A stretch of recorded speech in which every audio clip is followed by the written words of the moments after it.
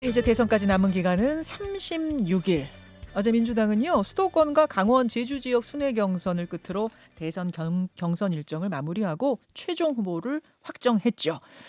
조금 전에 소개해드린 대로 89.77%, 거의 90%에 가까운 압도적인 득표율로 이재명 후보의 본선 진출이 확정됐습니다. 잠시 수락연설의 한 대목 듣고 오시죠.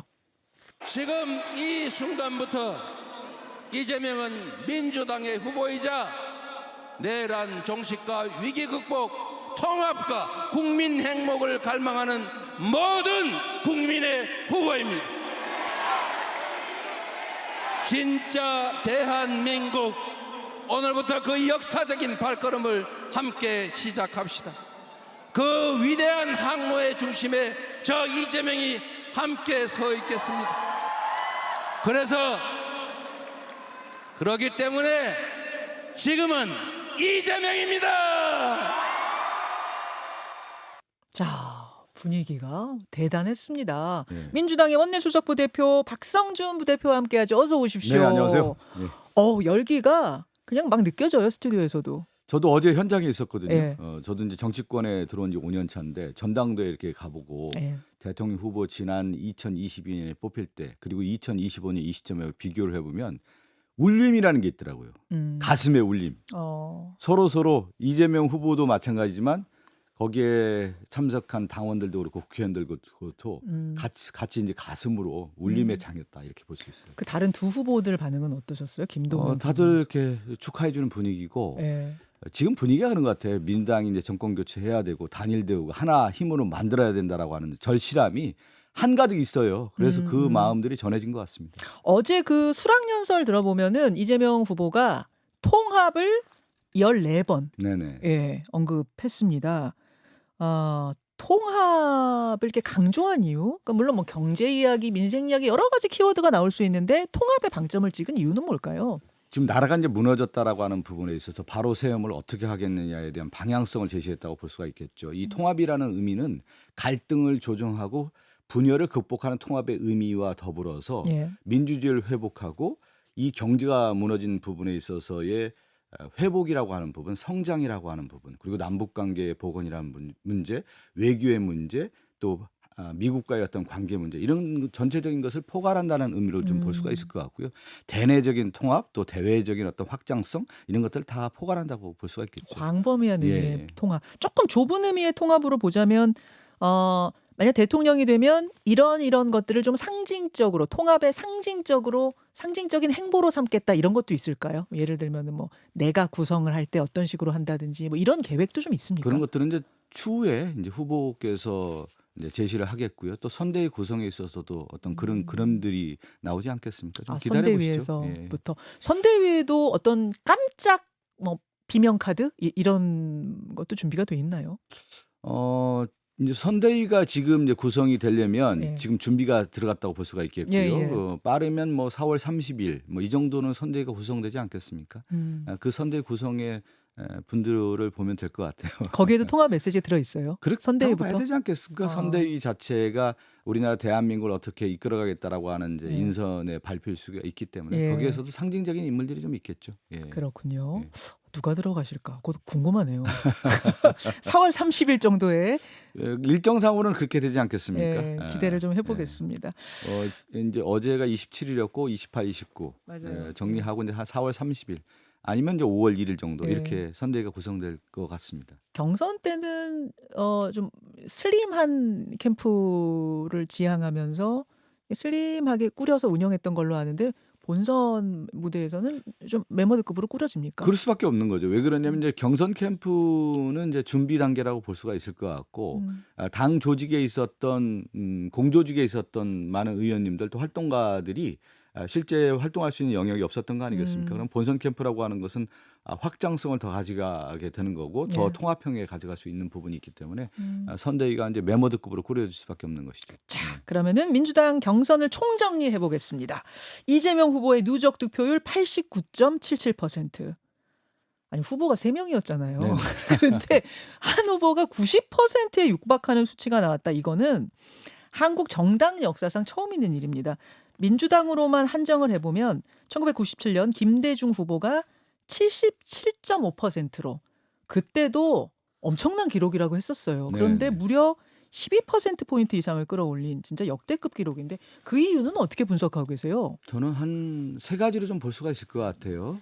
이재명 후보가 걸어왔던 길, 성남시장, 경기도지사 그리고 당대표로서 그리고 그 지난 총선을 승리하고 네. 윤석열 정권에서의 고난과 역경을 딛고 일어났다라고 하는 부분을 제일 우선으로 좀 꼽을 수가 있을 것 같고요. 두 번째는 지금 얘기한 것처럼 이제 업적이라고 하는 부분이 있지 않습니까? 한 정치인이 살아온 길에 있어서의 어떤 평가, 성과가 있는데 그 성과가 해볼 만하다. 준비된 후보다. 그리고 잘할 수 있다라고 하는 부분이 있고 또 비전 제시하는 문제에 있어서 민주주의를 회복하고 경제를 성장시킬 수 있는 인물이다라고 하는 부분이 이제 복합적으로 이루어졌기 때문에 이런 결과가 나왔다고 볼 수가 있겠고요. 삼봉 정도전이 이성계에게 후계자를 선정하는 기준에 있어서 예. 그런 얘기가 나와요. 나이와 공로로 청하니 이런 말이 있거든요. 어허. 오늘날로 얘기하면 연륜과 경륜을 얘기하는 것이죠. 그러면 우리 국민들이 바라볼 때 저 후보가 연륜과 경륜, 그러니까 수많은 경험과 쌓아와서 그것을 나라를 경세할 수 있는, 국가를 운용할 수 있는 능력이 있느냐에 대한 부분을 평가할 때 1차적으로 민주당의 당원과 지지자들, 국민들이 바라볼 때 이 정도면 된다. 다 맡겨보자. 마음껏 일해봐라. 그것이 89.77%로 나타났다고 보고 어허. 지금 시대에 대한 인식이 예. 국가 위기 상태인데 위기를 극복할 수 있는 리더십을 누가 만들 수 있느냐. 그것은 이재명이다라고 하는 부분을 인정해줬다. 마음껏 일해봐라 이런 의미라고 볼 수가 있겠죠. 거기에다가 이제 계엄을 겪은 직후기 그렇죠. 때문에 네. 어떤 정권 교체 열망 같은 게 좀 더해져서 이런 기록적인 게 다양한 나왔고 거겠지 않겠습니까? 네. 알겠습니다. 강한 구심력으로 뭐 그런 것들이 다 작용한 게 아닌가 싶은데 어제 그 전당대회 네. 이제 후보 선출대회를 보면 예. 그 눈빛을 보십시오. 어. 그 간절함, 절실함, 절박함 다 예. 이루어진 거 아니겠어요? 그것이 이제 하나의 결정체가 이재명 후보로 나타났다고 볼 수가 있겠죠. 알겠습니다. 네. 이제 두 명의 후보를 합쳐야 10%인 거잖아요, 네. 지금. 그러다 보니까 이게 또 다른 쪽으로 보면은 당내 견제 세력이 전혀 없다는 걸 보여준 건 아니겠느냐. 이 점은 이재명 후보가 대통령이 되면은 이제 행정부와 입법부 권력을 모두 쥐게 되는데 거기에다가 당내 견제 세력까지 없다는 좀 우려점으로 작용하진 않겠느냐. 이 90%란 득표율을 보면서 그런 우려하시는 분도 계시더라고요. 어떻게 보세요? 시대의 흐름이라고 제가 말씀을 드렸잖아요. 이제 윤석열 정권 이후에 나라를 어떻게 하겠다라고 하는 그 리더십을 보여주는 게 이재명 후보이고 저는 그것이 대세론이라고 볼 수가 있습니다. 이 대세론의 큰 흐름을 어떻게 막을 수가 있겠습니까? 그리고 그것은 강력한 리더십을 발휘해서 대한민국을 살리라고 하는 의미인데 거기에 누가 더 반대 세력이라고 하는 의미보다는 예. 이제는 이 하나의 상징적 인물 이재명을 통해서 국가를 운영을 하라고 하는 그 절실함의 상징적 인물이 이재명인데 거기에 뭐 반대 세력 정당이라고 하는 것은 반대 세력이 분명히 있을 수가 있는 건데 그것을 다 포괄할 수 있는 인물이라고 봤기 때문에 이런 결과가 나왔다고 볼 수가 있는 것이죠. 아마 그런 우려를 후보 측도 인식을 하고 있는 것 같아요. 왜냐하면 최근에 주요 발언들을 보면 당선된다 해도 정치 보복하지 않겠다. 이걸 굉장히 강조하고 계시거든요. 네네. 그런 것에 대한 어떤 좀 신경을 쓰면서 하는 발언이겠죠. 이제 그 정치적인 이제 프레임을 이재명 후보에게 씌우려고 하는 반대 세력은 이제 정치 보복 프레임이라고 할 수가 있겠죠. 그 프레임을 씌워야 자신들의 입지가 설 수 있기 때문에 그 프레임을 씌우는 건데 정치 보복이라는 게 어떤 의미입니까? 윤석열 정권에서 우리가 정치 보복을 봤잖아요. 타겟팅하고 그 사람을 한 사람을 수백 번 그 압수수색하고 그 다음에 기획 수사하고 주변 탈탈 털고 먼지 털고 그게 이제 정치 보복이라고 할 수가 있는데 역대 대한민국 역사에서 상대 대통령 후보의 후보 자신과 그 가족들까지 다 털었던 적이 어디 있습니까? 이게 윤석열 정권의 무도한 검찰 정권의 모습이었기 때문에 그것이 정치 보복이고 그런 행태는 해서도 안 되는 거고 할 수도 없는 것이죠. 그런 의미의 이제 정치 보복은 없을 것이다. 그렇죠. 이런 그러니까 그 말씀은 대선에서 원래 지고 나면 그 진 후보에 대한 그런 수사를 보통 안 하기 마련인데 이번엔 진 후보인데 엄청나게 수사 그 말씀하시는 거죠? 이제 그 대통령 후보의 네. 정정뿐만 아니라 네. 상대를 제거하기 위해서 기획 수사라고 하는 부분이 정치 보복 아니겠습니까? 그런 나쁜 행태를 해서는 안 된다는 말씀입니다. 알겠습니다. 지금 이제 조기 대선이 한창인 상황 속에서 이재명 후보의 공직선거법 위반 사건 3심을 대법원 전원 합의체가 상당히 빠른 속도로 진행을 하고 있는데요. 원래 공직선거법은 이른바 633 원칙을 지키죠. 그대로 따져보면 6월 26일이 시한이 됩니다. 네네. 그 얘기는 뭐냐면 6월 3일 대선 전에 결론이 나올 수도 있고 넘겨서도 결론이 나올 수도 있고 가능성은 두 가지가 다 열려 있는데 박성준 부대표 보시기엔 어떠세요? 저는 이제 재판부도 이제 인정해주고 그런데 지금의 시간이 어떤 시간일까요, 우리 앵커님? 국민의 시간 아닙니까? 대선인 열차가 지금 진행되고 있고 각 당의 대선 후보가 지금 선출되는 과정이고 우리 당은 이미 89.77%라고 하는 유력한 대선 후보가 선출돼서 차기 정권 교체의 열망에 담긴 후보가 뽑혔단 말이죠. 그리고 국민의힘도 지금 경선 과정에 있는데 예, 국민의 시간 아닙니까? 국민의 시간이고 국민에게 판단을 맡기는 것이 민주주의의 기본 원칙 아니에요. 민주주의라는 게 어떤 원리입니까? 국민의 참여 속에서 대표를 뽑고 그 대표가 책임지는 것이 민주주의의 기본 원리고 거기에 가장 중심 아닙니까? 주권 재변 아니에요. 국민에게 있는 시간인데 여기에 재판부 대법원이 개입할 수가 있는 여지가 있을까요? 저는 그럼 대선 전에 아마 결론 내지는 않을 거라고 보세요. 저는 그것은 오히려 대법원의 이 일정으로 갔을 때 대법원의 네. 시간으로 갔을 경우에 네. 국민들이 바라봤을 때 오히려 대법원이 대통령 선거에 개입하는 거 아니냐라고 하는 오해의 소지가 있다 이렇게 볼 수가 있고 2심 무죄를 확정한다고 하더라도 아니 그러니까 어느 쪽으로 제가 나오든 이런 재판부가 지금 예. 이렇게 제가 앵커님이 그런 질문을 했잖아요. 속도전을 낸다라고 하는 예, 부분을 예. 했잖아요. 예. 이 속도전이라는 게 어떤 의미인가? 이례적이라는 거 아니겠어요? 음. 대법원 역사에서 이례적인 속도전을 내고 있다라고 하는 것을 볼 때 국민들이 바라볼 때 이 국민의 시간에서 국민의 선택의 시간이 있는 건데 오히려 대법원의 시간으로 가져간다고 했을 경우에 그것은 대선 개입이라고 하는 오해의 소지가 있는데 이것을 대법원이 왜 이렇게 하는지는 저는 조금 납득이 되지는 않습니다. 사실 뭐 633 원칙대로 하겠다는 건 사실 전부터 계속 조희대 대법원장이 얘기를 했던 부분이긴 해서 지금 그냥 오히려 원칙대로 가고 있는 건 아닌가 그리고 싶은데. 그 공직선거법 지금 얘기하셨는데 국정감사 시간이라든가 이제 방송 시간에서 이미 2심에서도 그런 거 나왔잖아요. 그게 저는 공직선거법의 검찰의 기획수사 아니었나라고 하는 부분에 대해서 많은 언론에서도 그렇고 국민들도 그렇게 바라보고 있는 거 아니겠습니까? 그것이 결과론적으로 2심에서 무죄가 나왔단 말이죠. 예.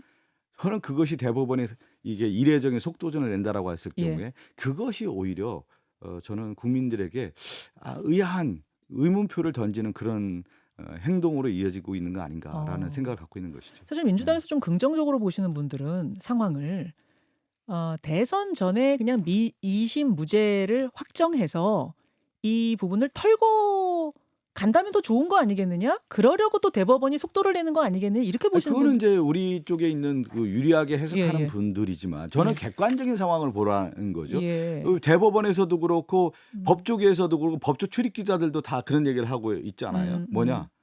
좀 이례적이다. 이례적으로 빠르다. 그것은 이례적이라고 하는 것은 기존에 우리가 일상적인 법원의 루트에 의한 그 결정이 아니라고 하는 부분이 있는 거 아니겠습니까? 그것을 어떻게 우리 쪽에 유리한 쪽으로만 해석할 필요는 없는 거고 저는 말씀드린 것처럼 네, 원론적으로 이제 국민의 시간이고 국민 열차가 달려가고 있다 이렇게 봐야 되는 것이죠. 국민의 시간 선거가 시작이 됐는데 네. 거기서 대법원의 선고가 어느 쪽이 됐든 나오는 건 바람직하지 않다라는 저는 그런 말씀으로 제가 얘기한 정리합니다. 것처럼 그걸 예. 시간을 당기고 예. 속도전을 내고 이런 것 자체가 대법원의 그 모습을 국민이 납득할 수 있겠냐라고 제가 반문을 하는 겁니다. 네. 알겠습니다. 민주당 박성준 의원, 박성준 원내수석 부대표 만나고 있습니다.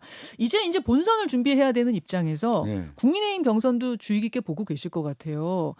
내일 이제 2강 발표가 있는데 박 의원님 누가 될 것 같습니까?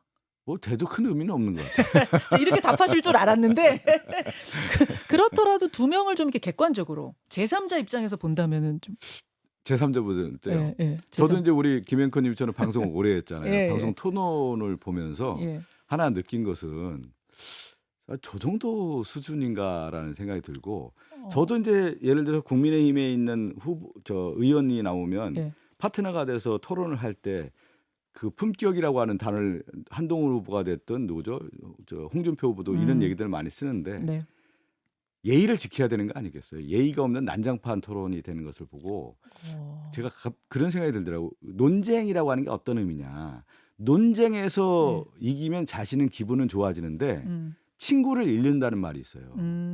그래서 보니까 국민의힘의 이 토론이라고 하는 것은 자기를 살리기 위해서 상대를 죽이다 보면 결과론적으로는 뭐가 되느냐면 자기도 죽는 꼴이 되는 거예요. 어허. 그 토론의 장을 제가 보면서 이거는 대통령 후보를 선출하는 과정이 아니라 어디 뭐 이렇게 싸움장이라고 할까요? 그렇게 느끼셨어요. 그런 느낌을 받아서 국가 아까 얘기한 나이와 업적, 경륜, 연륜을 검증하고 새로운 국가의 비전과 국가 운영에 대한 청사진을 그리는 자리가 아니라고 하는 부분을 볼 때 신뢰를 얻을 수 있겠습니까? 끝내 2명 말씀은 안 하시네요. 2명 뭐 큰 의미가 없다고 생각해요. 그 2명은 왜 또 연장이 되냐면 예. 지금 국민의힘에 있는 경선이라고 하는 것이 아니 지금 제대로 된 후보를 뽑는 거냐에 대한 의문표가 있는 거잖아요. 지금 한덕수 총리의 출마선이 오면서 예. 국민의힘에 있는 경선이 오히려 이것은 대통령 선출 과정이 아니구나. 예선도 아니구나. 제대로 된 예선이 아니구나라고 하는 것을 이미 낙인 효과가 지켜진 거 아니겠습니까? 안 그래도 한덕수 대행 얘기를 네. 제가 질문을 좀 드리려고 했는데 한덕수 대행은 나올 명분이 없다. 나와서는 안 된다. 이 얘기는 박 의원님이 누누이 하신 걸 제가 알고 있습니다. 예. 알고 있는데 그 박 의원님 말씀대로 한 대행이 멈춰 설 것이냐 아니면 지금 분위기 봐선 나올 것 같은가 어느 쪽이라고 보세요? 저는 지금도 보면 나올 수 없다고 봐요. 국민들의 여론이 한덕수 총리가 공정한 선거 관리를 하는 총리였고 네. 지난 헌법재판소의 탄핵 기각을 한 내용 중에 보면 한덕수 총리의 죄가 없다고 한 게 아닙니다. 헌법과 법률을 위반했다고는 하지만 총리로서 유지를 해서 국가의 안정성에 대한 부분이 있었기 때문에 사실은 총리로서 다시 돌아갈 수 있게끔 공간을 열어준 건데 지금 보면 한덕수 총리는 위법한 행동을 이어오고 있는 모습에 대해서 국민들이 바를 때 이건 아니다라고 이미 많은 국민들이 선언하고 있지 않습니까? 그랬을 경우 어떤 공간이 있을까 싶고 그리고 대통령 선거를 지금 한 30여일 남은 시점에서 총리가 그 옷 벗고 나온다라고 하는 부분에 있어서 그리고 국민의힘에 있는 국회의원들이 간단치 않아요. 안 움직이지 않습니까?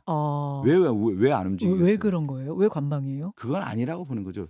민심에 가장 접촉해 있는 국회의원들이 볼 때 이건 아니라고 보는 것이고 대한민국의 정치사에서 정치권 밖에 있었던 사람이죠. 폴리티컬 아웃사이더. 예. 이 사람이 누구였냐면 윤석열이란 말이죠.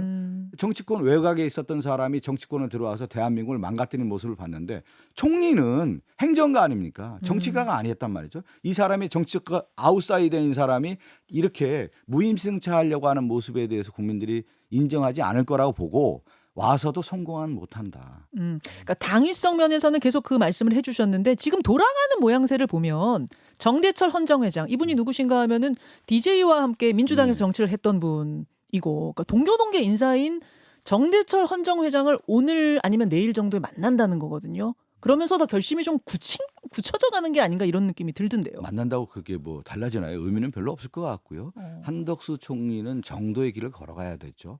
지금까지 바라봤을 때 총리의 모습뿐만 아니라 그동안에 싸워왔던 앞서 얘기한 것처럼 그 나이와 업적을 무너뜨리는 행태로 지금 가고 있기 때문에 그것은 국민에게 버림받을 수밖에 없다고 봅니다. 만약 나온다면은 1대1 단일화가 되겠어요? 아니면 빅텐트가 쳐지겠어요? 어떻게 보세요? 제가 또 한국 정치사를 얘기하는데 한국 정치사에서 빅텐트는 성공한 적은 없고요. 가능하지 않아요. 왜 그러냐면 대선이라고 하는 것은 압도적 지지에 의해서 M&A를 하는 거거든요.